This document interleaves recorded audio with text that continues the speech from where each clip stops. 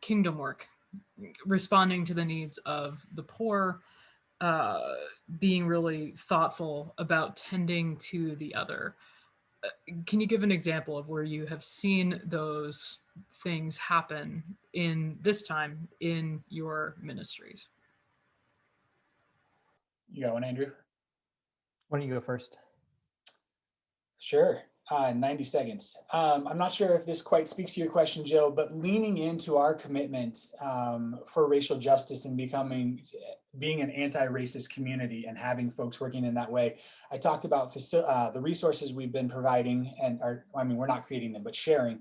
There was also a movement within the outdoor ministry world, the camping world, to be a Black Lives Matter supporting camp.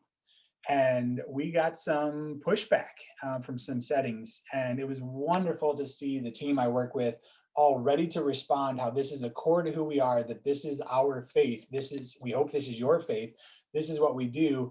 And then to see the emails and communications pouring in of saying, thank you for knowing this is a place where I can send my camper, and they're going to learn what we do at home and the way we want to live the gospel in the world.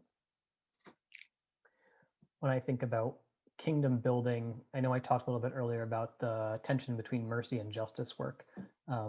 And I want to just clarify that I see those things really as being tandem partners.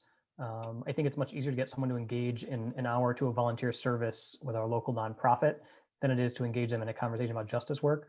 But those two things happen in tandem, right? When we see the faces of people that are hungry or homeless or mentally ill with no resources to equip them and take care of them, that creates questions for us about why is that happening in this world.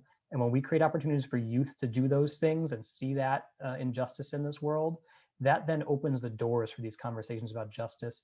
And in this moment of particular crisis, I think doors are opening because there is need, and people are responding to that need and then asking, why does this need exist? Why can we not societally deal with these needs?